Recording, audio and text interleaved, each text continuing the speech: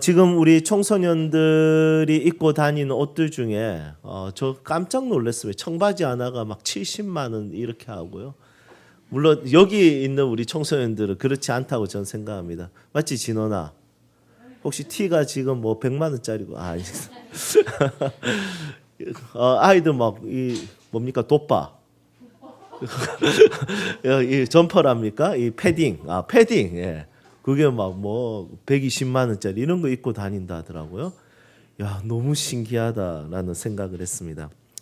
그런데 저도 청소년 시기 때 브랜드에 굉장히 민감했습니다. 우리 때는 브랜드라고 안 했고 메이커라고 했죠. 그때 유명했던 브랜드는 필라였습니다. 필라. 학교 친구들이 필라 상표가 있는 어떤 옷이나 신발을 신고 오거나 입고 오면 분위기가 난리가 났습니다. 와, 이 뭐고 힐라가 지기네 뭐. 야, 한번 밟자 뭐 이런 식으로 하면서 외발로 막 서로 싸우고 이렇게 했던 기억이 있습니다. 어느 날 어머니께서 운동화 한 켤레를 사오셨습니다. 야, 이거 근데 필라였습니다. 난리 났어요. 신고 막 뛰고 오, 이 진짜냐면서 그랬더니 저희 어머니가 그 진짜 맞다면서 와, 지기네 뭐 난리 났었습니다. 그런데 뭔가 이상했어요. 왼쪽에는 이 필라 상표가 바깥쪽에 있었는데 오른쪽 신발에는 안쪽에 필라 상표가 있는 거예요. 그래서 이거 왜 이러냐 제가 물었습니다. 그랬더니 어머니께서 그 원래 그렇게 나온다. 그래서 아니 그럴 리가 있나. 그랬는데 저희 어머니가 못 믿나? 이거 내가 진짜로 샀다. 그래서 제가 이제 그거 신고 그 다음 날에 그 믿고 학교에 갔습니다. 난리 났죠. 와, 우리 진호 하나 뽑았네. 저희 중학교 때 부모님 이름 부르게 했었거든요. 그래서 서로 뭐 봉세야, 대무야 다 부모님 이름인데 지금 다 별세하셨죠. 그래서 저희는 뭐 추모공원 가더라도 부모님한테 뭐 친구한테 전화해서 부모님 이름 물어보고 찾을 필요 전혀 없습니다. 그때 하도 불러가지고 지금도 이름을 기억하고 있거든요. 그래서 제 친구들도 진호야 신발 뽑았네. 아빠 이름 부르지 마라. 그냥 막 싸우고 그냥 밟고 이렇게 했었습니다. 이제 아이들이 와 진짜 좋다 이렇게 하다가 한 명이 발견한 겁니다. 근데 이 상표 왜 안에 있냐? 그래서 이거 요즘 이렇게 나온다. 바보네. 그랬더니 그럴 리가 없다. 그냥 막 싸우다가 이제 필라 상점에 갔죠. 가서 요즘 필라 상표가 안에 나오는 거 있냐고 하니까 점원이 그런 거 없다고 했습니다. 얼마나 부끄럽고 속된 말로 쪽팔렸든지 그때 이후로는 브랜드와 관련해서는 어머니 말을 믿지 않습니다. 여러분 인간관계에서 신용이라는 것은 굉장히 중요하죠. 믿을 만한 사람이 된다는 거. 특히 시간과 돈에 대한 신용은 굉장히 중요합니다. 인간관계에서만 그럴까요? 하나님과 우리의 관계에서도 이 신뢰성, 이 신용, 믿을 만한 것 이것은 굉장히 중요하다 생각합니다. 오늘 저는 하나님과 우리의 관계에 대해서 약속에 대한 이야기들을 좀 같이 나누려고 합니다. 이 약속을 신학적인 용어로는 언약이라는 말을 써요.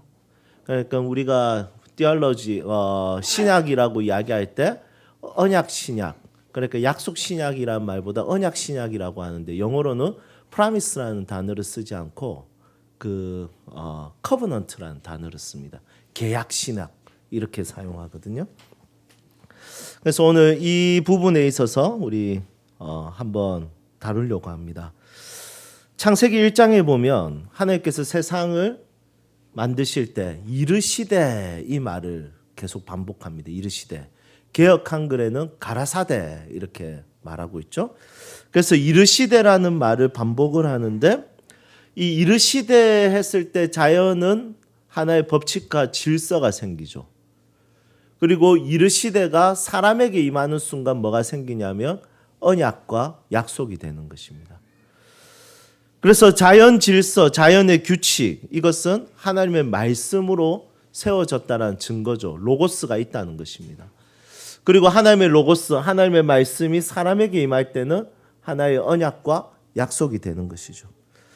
그렇다면 하나님께서 사람과 언약을 맺으실 때는 성경에 보면 세 가지로 분류할 수 있습니다. 첫 번째는 행위 언약, 두 번째는 은혜 언약, 세 번째는 구속 언약. 이렇게 세 가지로 나눌 수 있어요.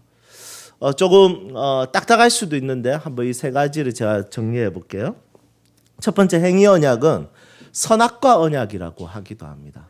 그래서 창조 언약이라고 하기도 하고요. 하나님께서 창조하셨을 때 사람들에게 언약을 맺습니다. 야, 이거 따먹지 마. 따먹으면 너 죽어. 그렇지만 이거 안 따먹어도 이 다른 과일들은 다 따먹을 수 있어. 그러니 이거 전혀 따먹을 필요 없어. 그러니까 이거 절대 따먹지 마. 이거 따먹으면 네가 죽기 때문에 내가 따먹지 마라는 거야. 했는데 이 언약을 파괴한 것이 아담과 하와였던 거죠. 그래서 따먹고 안 따먹고 결정하는 그 행위, 이것이 하나의 언약이었던 것입니다. 그러면 아담의 이후로는 행위 언약을 모두가 지킬 수 없게 되었습니다. 왜냐하면 죄를 짓는 성질을 가지게 되었죠. 그래서 행위 언약에 있어서 우리는 항상 불충분해지는 거죠. 그래서 하나님께서 어떤 언약을 맺으시냐면 은혜 언약을 맺으십니다. 그 행위 언약의 불충분한 우리들의 것을 하나님의 은혜로 채우시는 거죠. 우리의 죄를 용서해 주시고 우리를 있는 모습 그대로 용납해 주시고 받아들여 주신다는 것입니다. 이것을 은혜 언약이라고 합니다. 그러면 이 은혜 언약을 위해서 하나님은 그냥 용서해 이렇게 하지 않고 삼위 하나님께서 부지런하게 이 은혜 언약을 베푸시기 위해서 움직이신다. 이걸 뭐라고 하냐면 구속 언약이라고 합니다. 정리가 됐을까요? 자, 행위 언약. 두 번째 뭡니까? 은혜 언약. 세 번째는 구속 언약. 그래서 성경에서 이 세 가지 언약을 사람들과 맺는 것을 보게 됩니다. 그래서 성경에는 많은 인물들을 다루고 있는데 결국에 한 사람의 인생과 하나님의 언약에 대한 이야기들, 그 언약으로 이끌어가고 인도하시는 그 하나님의 놀라우신 언약에 대해서 성경에서는 여러 인물들을 다루고 있다는 것이죠. 자, 그렇다면 우리를 향한 하나님의 언약에 대해서 우리는 어떻게 반응해야 될까요?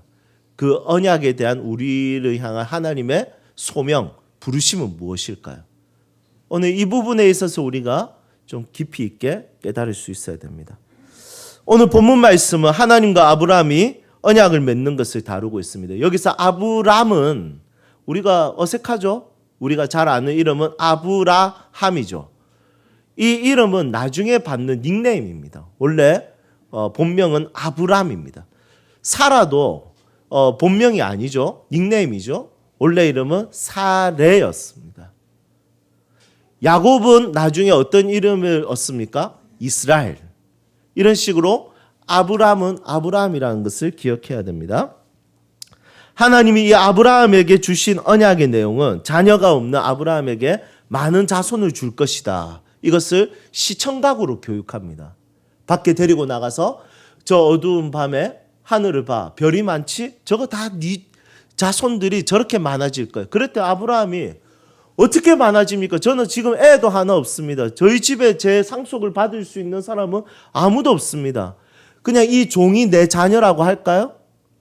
그럼 이 종을 제가 양자로 삼죠. 아니야. 너의 몸을 통해서 애가 태어날 거야 하면서 이 자손에 대한 언약을 합니다. 시청각으로 약속을 하죠. 두 번째는 어떤 약속을 하냐면 땅에 대한 약속을 합니다. 너희들에게 주어진 땅이 있어 이렇게 이야기합니다. 그랬더니 아브라함이 어떻게 이야기하냐면 그걸 어떻게 알 수 있습니까? 이렇게 질문합니다. 그때 이제 하나님께서는 고대 시대, 고대 근동 시대에 사용했던 어떤 약속을 할 때 사용했던 어떤 예식을 사용해서 아브라함과 약속을 맺죠. 그 예식이 뭐냐면 짐승 한 마리를 데리고 옵니다. 그리고 그 짐승을 반으로 쪼갭니다. 반으로 쪼개서 반쪽은 이쪽에 두고 반쪽은 이쪽에 둡니다. 그리고 언약을 맺는 그 두 사람은 손을 잡고 그 사이를 지나가게 됩니다. 지나가게 될 때 어떤 약속이 담겨져 있냐면 네가 만약에 이 약속을 어긴다면 이 짐승처럼 반으로 쪼개지며 죽게 될 것이다. 그래서 이 약속은 반드시 지켜야 돼. 이렇게 이야기하는 것이 고대 근동 지역에 있었던 언약식이었습니다. 여러분 약속을 너무 진짜 진지하게 하지 않습니까? 우리는 그냥 보증서라는 뭐 그런 데다가 그냥 사인 한번 하면 이렇게 왔다 갔다 하고 벌 받고 이 정도인데 이 고대 근동지역 그 정도가 아니라 반으로 쪼개면서 죽인다. 야, 이 반드시 약속을 지켜야 되겠죠? 이런 약속인데 나중에 뒷부분에 나오는데 이 짐승과 짐승 사이에 아브라함과 하나님이 계시며 누가 지나갑니까? 하나님만 지나가십니다. 왜 하나님만 지나갔을까요? 원래는 같이 지나가야 되는데 하나님만 지나갔어요. 여러분 이것을 통해서 우리가 깨달아야 될 것은 뭐냐면 하나님의 언약은 일방적 언약이라는 거예요. 무슨 이야기냐면 인간은 언약을 지킬 수 있는 강함이 없어요. 인간은 연약한 존재이기 때문에 언약적 존재가 아니라는 거예요. 여러분 언약을 지킨다는 것은 굉장히 중요한 일입니다. 특히 고대 근동 지역에서 언약, 약속이라는 것은 생명을 걸고 하는 것입니다. 그런데 이 생명을 걸고 하는 것에 있어서 인간은 어떤 일이 일어날 줄 몰라요. 내가 이 돈 빌렸으니까 반드시 갚을게. 꼭 갚을게. 한 번만 믿어줘. 그런데 어떤 일이 일어날 줄 모르는 거예요. 어느 순간에 불찰이 생길 수도 있는 겁니다. 여러분 사람은 상황적으로 개인적으로 연약한 자들입니다. 그래서 언약을 지킬 수 없어요. 그래서 성경에서는 우리들에게 하늘로나 땅으로나 맹세하지 마라 이렇게 이야기하죠. 그런데 우리는 뭐만 맹세코 내가 아니다. 여러분 맹세하지 마라고 합니다. 여러분 이런 것을 보면서 우리가 깨달아야 될 것이 뭐냐면 인간의 연약함이죠. 그렇지만 하나님께서는 혼자 그 길을 지나가셨습니다. 왜냐하면 하나님은 언약에 대해서 책임질 수 있는 분이십니다. 그분은 전능하시고 전지하시고 위대하시기 때문에 언약에 대해서 전문 용어로 노빠꾸가 없습니다. 그분은 돌이키지 않으신 분이시죠. 그분께서 한번 언약을 맺으시면 반드시 그분은 연약함이 없으시기 때문에 상황에 밀리지 않으시기 때문에 어떤 경우라도 어떤 상황에도 그 언약을 지키시는 분이십니다. 여러분 이것을 신뢰하십니까? 우리가 하나님을 믿는다는 것은 하나님이 나에게 주신 약속, 언약, 일방적 약속을 믿는 거예요. 내가 뭔가를 약속하는 것이 중요한 게 아니에요. 그분의 약속에 대해서 내가 반응하는 것이 중요한 거예요. 그렇다면 우리가 오늘 주제로 들어가도록 할게요. 하나님이 우리에게 주신 이 언약에 대해서 우리가 가져야 되는 우리의 소명은 무엇일까요? 6절에 기록하고 있습니다. 6절 함께 읽겠습니다. 아브라함이 여호와를 믿으니 여호와께서 이를 그의 의로 여기시고 아멘. 하나님과의 언약 관계에서 아브라함이 했던 반응은 믿음이었습니다. 그리고 하나님은 그것을 의로 여기셨다 이렇게 이야기합니다. 여러분 하나님이 우리에게 주시는 언약에 대한 우리의 소명, 우리의 반응, 그 부르심에 대한 우리의 가져야 되는 인식은 뭐냐면 바로 믿는 것입니다.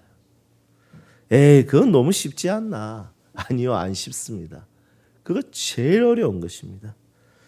우리의 소명은 하나님과 그분 하나님에 대해서 믿는 것이고 그분에 대한 약속을 믿는 것이죠. 우리의 소명은 우리가 하나님의 택한 백성이라는 것을 믿는 것입니다. 우리의 소명은 예수님이 나를 위해서 십자가에서 죽으시고 구원하셨다라는 이 약속을 믿는 것입니다. 그런데 이거 잘 안 믿어져요. 우리의 소명은 예수님으로 인해서 우리가 하나님의 아들과 딸, 자녀가 되었다는 것을 믿는 것입니다. 우리의 소명은 성령 하나님께서 우리를 붙드시고 만들어 가시고 끝까지 포기하지 아니하시고 인도하신다는 것을 믿는 것입니다. 하나님께서 우리를 너무 많이 사랑하시고 영원토록 함께 하신다는 것을 믿는 것이 우리의 소명입니다. 언약에 대한 약속에 대한 우리의 소명은 바로 잘 믿는 것입니다. 그런데 이것이 왜 잘 안 될까요? 그것은 우리가 가진 재성이 그분과의 분리를 추구하기 때문이죠. 하나님으로부터의 독립을 원합니다. 그래서 뱀이 하와에게 유혹할 때 뭐라고 했냐면, 야, 너 이 선악과 따먹으면 너 하나님 같이 될 수 있어. 이 말은 뭐냐면 하나님 없어도 돼. 네가 하나님이야. 너가 하나님이 되면 넌 독립적인 존재가 돼. 전혀 하나님을 의존할 필요가 없어. 네가 독립할 수 있어. 네가 대단한 사람이 되고 네가 잘난 사람이 되고 네가 선과 악을 구분하고 선을 규정하고 악을 규정할 수 있게 돼. 그러니까 네가 되는 것이 중요해. 네가 강해지는 거, 네가 잘나게 되는 거, 네가 위대하게 되는 것이 중요하단 말이야. 그것으로 뱀이 하와를 유혹했다는 것이죠. 그래서 우리의 본성은 하나님 없이도 나의 힘과 경험과 지혜로 충분히 하나님처럼 될 수 있다라고 생각하고 사는 것이 우리의 본성입니다. 여러분, 실제로 인간의 지혜는 대단하지 않습니까? 그 어떤 생명체보다 똑똑하고 영리합니다. 엄청난 속도로 과학과 의학과 법이 발전하고 있습니다. 여러분, 치타가 어렸을 때는 치타가 엄청 빠르다고 배웠거든요. 뭐 100km 이상으로 달릴 수 있다. 그런데 지구력이 약하다. 그런데 지금 치타를 한번 보십시오. 인간에게 팔려다니고 있습니다. 애완짐승으로. 너무 진짜 신기합니다. 어렸을 때 그럼 치타한테 잡히면 우리는 바로 죽겠네 이렇게 생각했거든요. 그런데 목에 줄 걸고 그냥 데리고 다닙니다. 그래서 밀수가 많이 된다고 하죠. 여러분, 법이 굉장히 빠르게 발전하고 있습니다. 우리 한국도 법이 정말 빠른 속도로 발전하고 있습니다. 여러분, 법의 발전은 정말 무서운 거거든요. 그리고 정말 중요한 거거든요. 여러분, 동물의 세계에는 법이 없지 않습니까? 그냥 약하면 죽어야 되고 강하면 살아남는 거예요. 그런데 인간의 법은 약한 자도 살 수 있게 하는 법이에요. 그래서 이 법의 발전은 인간에게 굉장히 중요한 것입니다. 그래서 인간은 금방이라도 호모 사피엔스에서 호모 데우스가 될 것 같아요. 신이 될 것 같습니다. 여러분, 이런 세상을 살고 있는 우리는 이렇게 생각합니다. 이 세상을 살아갈 때 가장 중요한 것은 내가 유능하고 내가 똑똑하고 내가 권력과 재력을 가지는 것이지 내가 무능하면 아무 쓸모없는 존재가 되는 것이야. 내가 무능하면 끝이야. 내가 잘하는 것이 중요하고 내가 잘난 것이 중요한 시대라고 이야기합니다. 내가 탁월해지면 신이 필요 없고 신처럼 될 수 있는 세상이고, 하지만 내가 힘이 없고 부족하고 두렵고 무서우면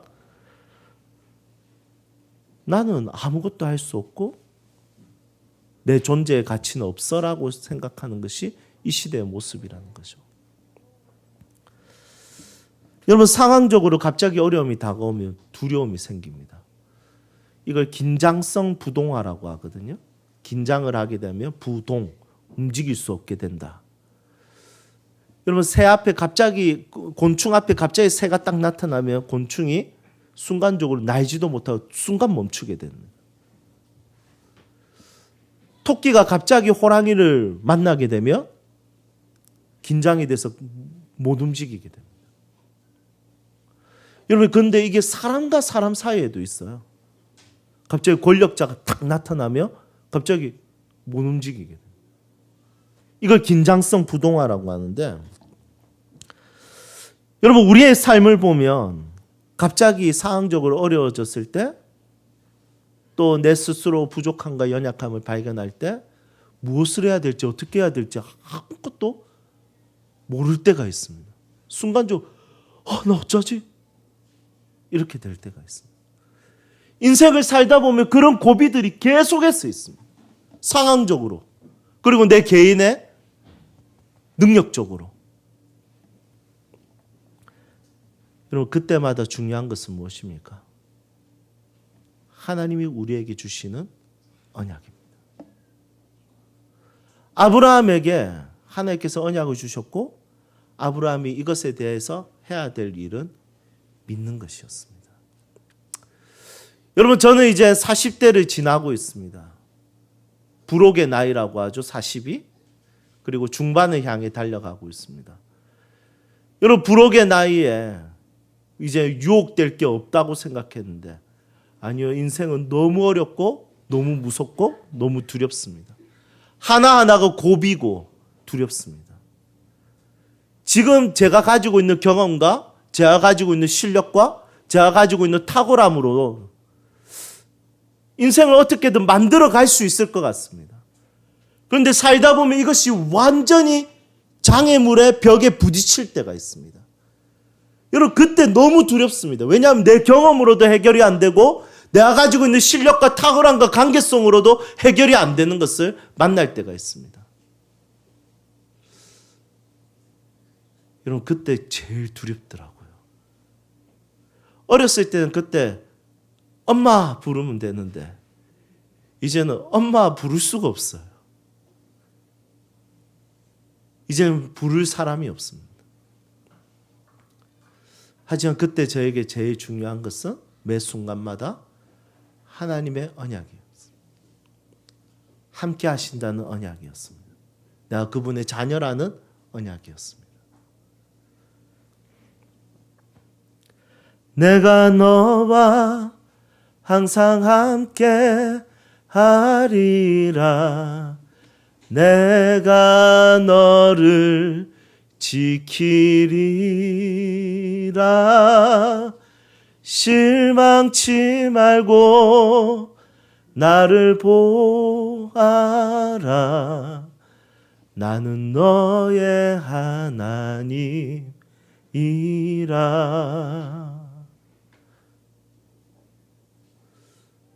이 찬양을 수십 번 수백 번 되새기면서 내가 세상 끝날까지 너와 함께 하리라. 마태복음 28장 20절 말씀을 계속 떠올리면서 매 순간을 버티며 이겨 나가고 있습니다. 사랑하는 여러분, 내가 잘난 것이 무기가 되는 시대입니다. 이 시대 그리스도인의 최고의 무기는 무엇일까요? 곧 깨닫게 됩니다. 나의 잘남은 별거 아니구나. 나를 향한 그분의 언약을 믿는 것입니다. 그리고 주저앉아 있는 자리에서 그 믿음으로 다시 일어나는 것입니다. 오늘 이 말씀이 여러분들의 삶을 버티게 하고 이기게 하는 말씀이 되기를 주님의 이름으로 축복합니다. 함께 찬양합시다.